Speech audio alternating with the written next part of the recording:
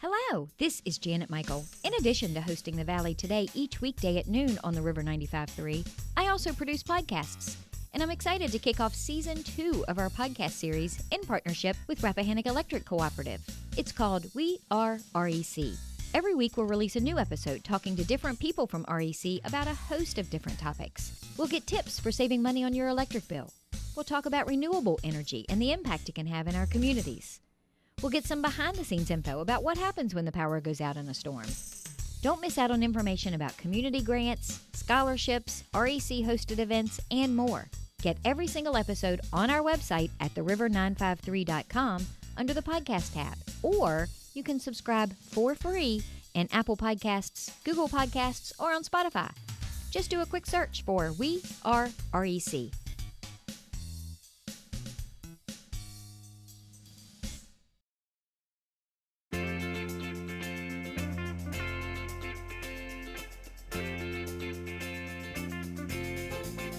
Hello and welcome to The Valley Today. I am your host, Janet Michael. It is The Valley Business Today as you are listening to the show. However, we have pre-recorded our conversation over Zoom. It is the Luray Page County edition of The Valley Business Today. That means I'm sharing a Zoom screen today with Edie. Hello. Are you wandering around the chamber office as we're talking? No, I'm sitting in the boardroom. Ooh, look at you getting all schmancy just for a radio show. It's the quietest place in the building. Until the train goes by. It just went by, actually, so we made it just in time. We got a little bit of wiggle room here. Is that what you're telling me? Just a little. Well, I'm excited today because I have a familiar face that you have asked to join us on the Zoom screen today, and we're going to talk about something that I know is near and dear to her heart. So, Kim Blosser, President at Lord Fairfax Community College, welcome to my Zoom. Thank you. I'm very glad to be here. We haven't done a show together in quite some time, but I do remember that when we did the last one of the things that you were so excited about was what was going to be happening in Luray Page County. And this is kind of what you're going to bring me up to speed on today, right? Yep, we're very excited. We've been in Page County for about 13 years, but we have been in the old Wrangler Annex plant that we retrofitted and made into classroom space, and it's worked for us. We've been very grateful to have had that space, but it just wasn't able to offer us all the different types of programs we wanted to be able to do. So it's been almost 2 years ago now, we had a donation of land from the Jenkins family, which is land that's located behind Walmart. We have 8.2 acres that was donated, and so we started a campaign to raise money to be able to build our own facility so we could offer additional programs in Page we've never been able to do.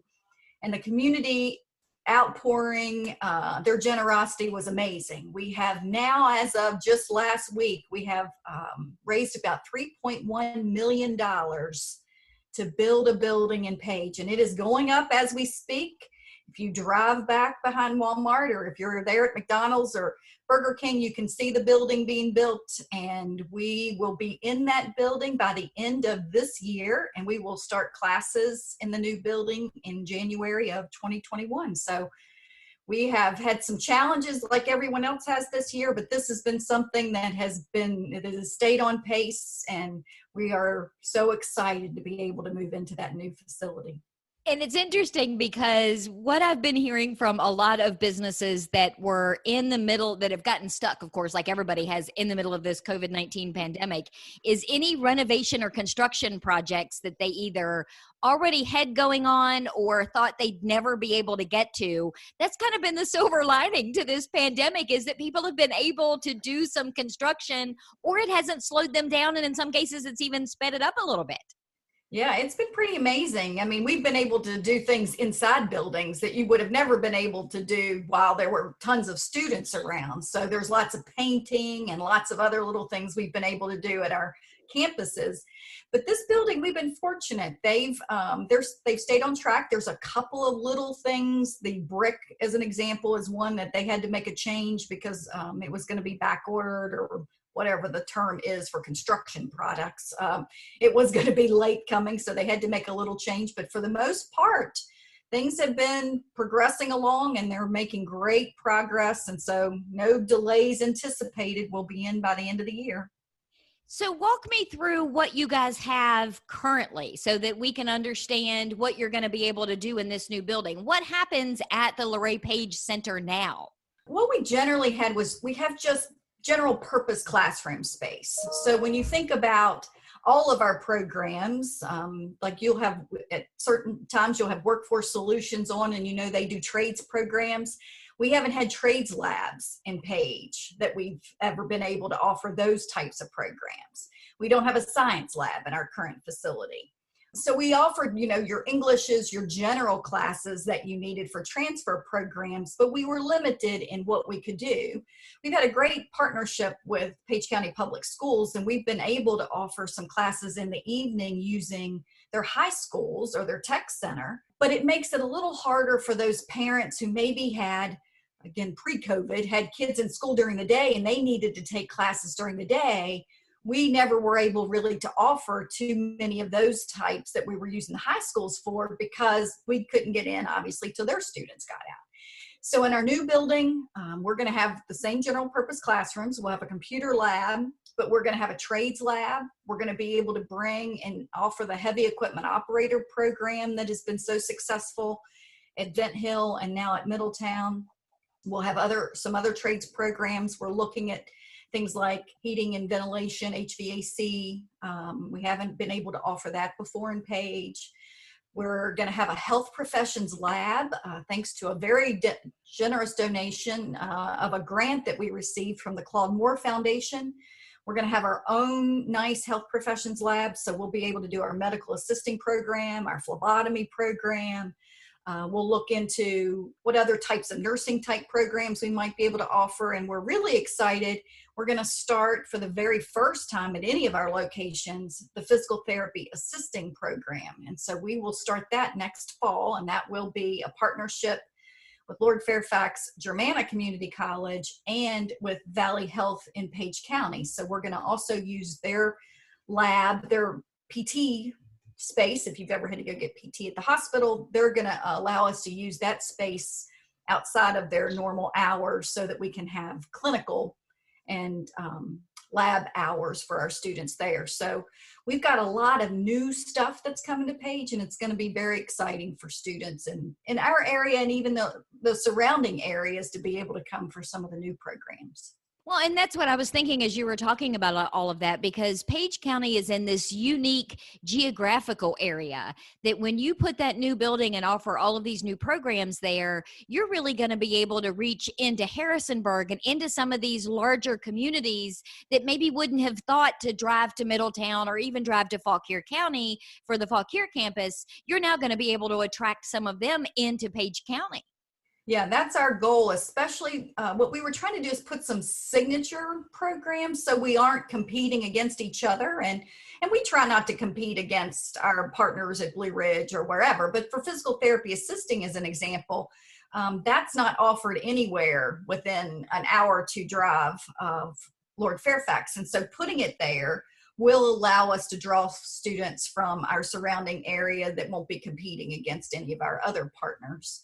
We right now in Luray do get students coming, for example, from the Broadway area or certainly from the New Market area. It's just as close to drive over 211 as it is to drive up 81 or, to come to either of our other locations. I never really used, my husband swears, he jokes and says that I would get lost in a phone booth with the door closed. So to say that I am geographically challenged is a gross understatement. But I had no idea how close Luray was to Newmarket until I did just what you were saying and cut across 211 one day. I was in Newmarket teaching a social media class and thought, you know what, I'm going to come home a different way just to see what this is like. And you're right. I mean, it took no time at all. Yeah, New Market is a mountain, but it's really just a couple turns up the hill and then you're over it and you're going down the bottom. So it's not terribly challenging to get from that area over into Luray. And then you're right there. Now that we're located right there where Walmart and all the other is. Once you come down to 11, you're pretty close to where we are at that point. And you mentioned Page County Public Schools. there's a high percentage of those students that are dual enrolled and taking classes with Lord Fairfax Community College.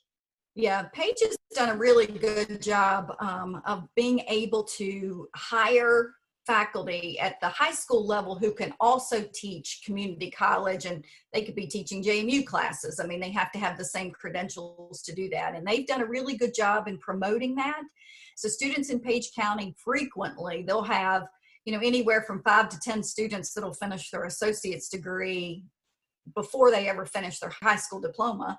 And they will also end up with 40, 50, 60, 70 students between the two high schools that'll have at least a year's worth of college completed. And one of the things we've been talking with them about, and we've mentioned, is we try, Page is a small county. We try to do this anyway, is we try not to compete with one another.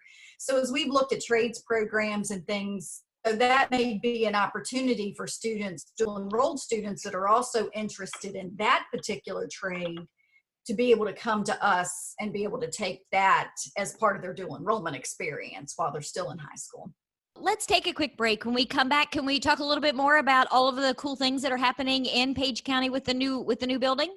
Absolutely. We'll be back in just a couple of minutes. We are having a conversation today over Zoom with Kim Blosser. She is the president of Lord Fairfax Community College. Edie is also on the Zoom screen with us today from Luray Page Chamber of Commerce. It is the Valley Business Today as you were listening to the show, and we'll be back in just a couple of minutes.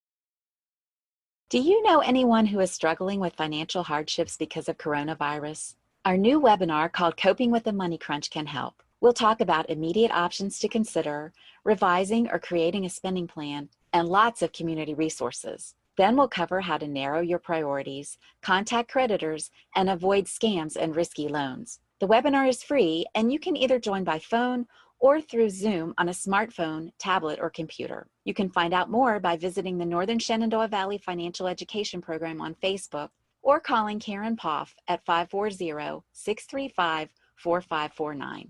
Let me show you how to make your own plan or help someone you care about get through the crisis. Call 635-4549 or visit at NSV Financial Education on Facebook today.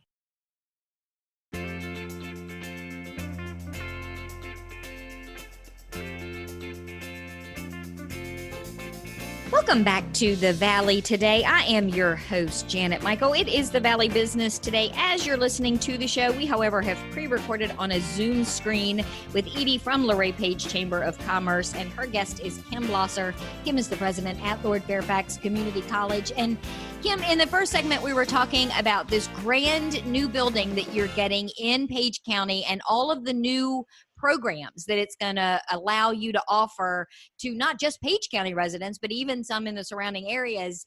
If somebody is listening and they want to support that in some way, is it still possible for them to make a donation or to reach out and say, hey, how can I help?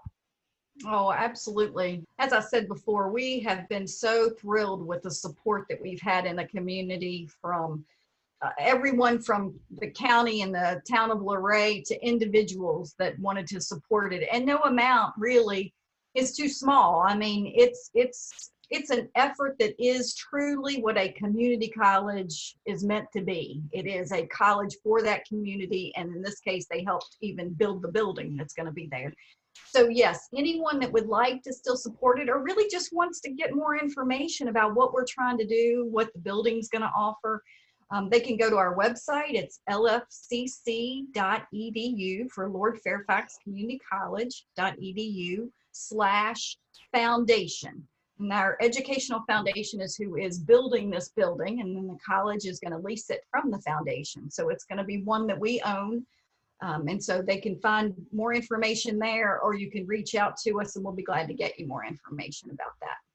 As people are listening to this on a Wednesday on the 19th, you're a little less than a week away from the official start of fall semester. And I know that classes are staggered and people can start taking classes pretty much anytime, August through September into October. But how are classes going to look when school reopens in a little less than a week? Yeah, that's been the challenge for everyone. I mean, whether you're in K through 12 or whether you're at a university, all of us have been trying to figure out how do we safely bring students back and be able to offer the classes in a way that meets students' needs. So what we've done is we've done what we are just calling a hybrid approach. We looked at all of our classes, all of our programs, and we determined which ones must have some type of a face-to-face component. So for example, we know that in order for a student to learn to weld, they literally have to be in a welding booth. They have to actually weld physically in person. And so we know that we're going to have to bring those students back. We know that our new nursing students, they're going to have some face-to-face instruction in the lab to get started on their first semester of their college degree. We also know that there are some, besides just the healthcare, there are some other science courses. Some of our upper level, for example, in organic chemistry, there's some labs that they won't have access to the equipment or the supplies they need to be able to do those labs at home. So what we did was we assessed that, and we are bringing just the students back for face-to-face labs and instruction that they need. We do it in small groups. So a lab class that would have had 20 will now come in groups of 10, and they'll be physically distanced like we have to do, and there'll be cleaning protocols in between each group. And then the other ones we've set up online then classes, ways that students can take their English classes or even some of the instruction related to maybe electrical, maybe parts of it can be provided to students at a distance, and then they do the hands-on component when they come in. And we created 3 basic options for students. We learned, in the spring, I had a lot of these sessions with students just to listen to what was working and what wasn't working when we had to very quickly move to this distance learning. We already had about 40% of our credit students were already taking distance classes. So many of them understood how to do it. But for some, it was a hard switch. And so we started talking to them, and we learned several things. We learned, one, that there is a struggle across our entire service region, not just in Page, but Page has this issue too, where some students do not have access to high-speed internet. There are students that don't have access to computers and technology at their homes. A lot of them have phones, but it's not easy sometimes to do some of the instruction you need to do from your phone. And then we learned that some just want this one-on-one instruction or in a group setting with a class where their instructor is in front of them and they're lecturing and they're able to answer questions and ask questions to their instructor in real time. And so what we did was we created these options. So they have that option, which is basically sort of what we're doing now, which is a Zoom, but it's scheduled at a certain time. You meet every week at the same time with the instructor. The instructor calls on you just like you were in a class, or you ask whatever questions you have. We also have our traditional online classes where a certain assignment is due by the end of whatever week, and you just get it done whenever you can, because maybe your work schedule or life schedule does not allow you to be at the same place every week, for our faux in-person classes. And then we have what's in the middle, which is the instructor will be available, will provide lectures each week, but if you can't attend, there's no you're not penalized if you can't be there at a certain time, or if your internet goes down because you had a storm or something like that.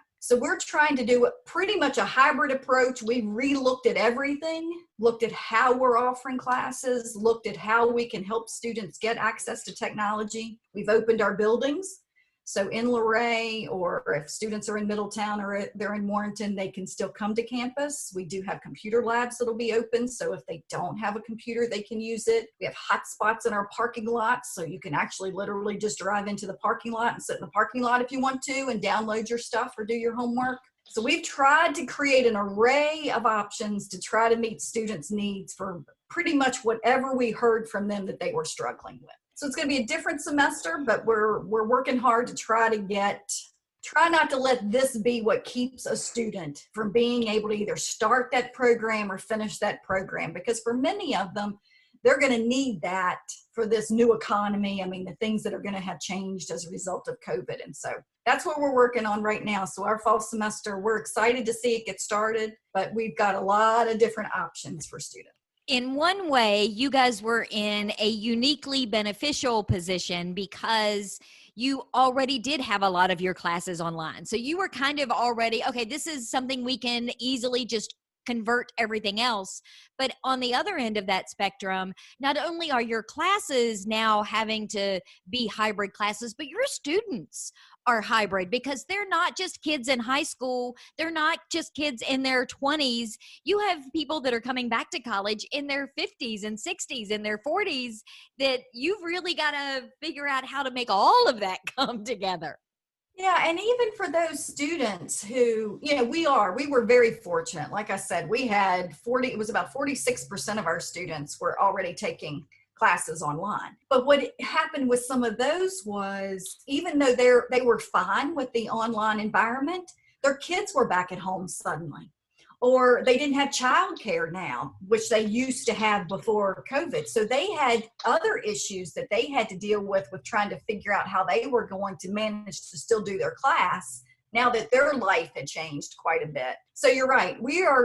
I think we're in a good situation in terms of all of education, because we had pushed so much towards online and making that available before. But we still are trying to, just like everybody, figure out how to deal with the piece that we didn't have before, which is individuals that are now struggling to try to figure out how to get to class or how to have childcare. Those that have work situations have completely changed. And then just how to make sure we're doing it in much smaller groups than what we would have been able to have done before, just to make sure everyone is as safe as we can have everybody when they're on our campuses.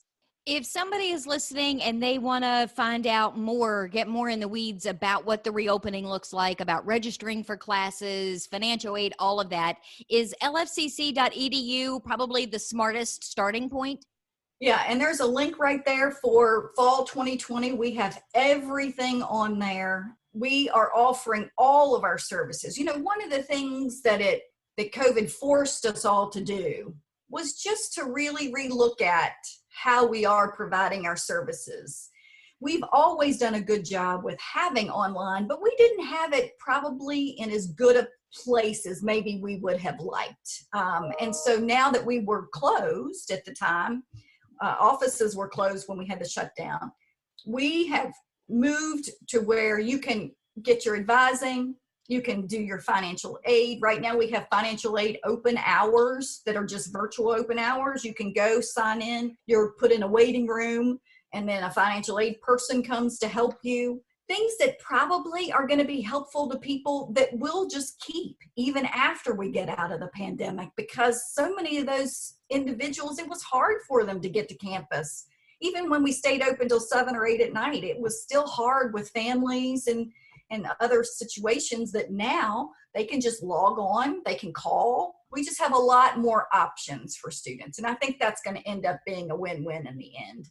It is amazing to me the number of people that I have had conversations with, both on the show and just in my regular life, that are learning exactly what you just said, that there are things that they are doing now that they may not have ever even considered doing previously, or that they were doing that they've tweaked to make better, and they're going to keep it. So when I hear people talk about, I can't wait till things get back to normal, I just kind of shrug my shoulders and think that normal is gone now. The new normal is going to be even better than what we had before, and we didn't even realize we were missing it. I mean, you know how you operate, you're busy and you're operating the way you've been operating, and you're doing a good job, but sometimes being forced to make changes lets them happen a little faster than probably when they would have. And you're exactly right. There's some really good things that are going to come from this. Some ways we figured out we can even expand to be able to offer the programs and services to more individuals. And I think in the end, like I said, it's going to be a win-win, I think, for our communities and also for our students. I am excited. I can't wait to kind of come along with you for the ride. I know that Brandy and I are working on a podcast series for Lord Fairfax Community College. So I feel like I'm going to get the insider's perspective and a bird's eye view as all of that stuff takes place. So I'm excited to be working on that. Well, we're glad to have you on board with that as well. So Edie, what do you have going on in the chamber world? Oh, the chamber world. We have 2 events at the end of the month. We have our monthly business after hours. It's being hosted at Taste, the Southern Market. It's a new restaurant in the town of Shenandoah.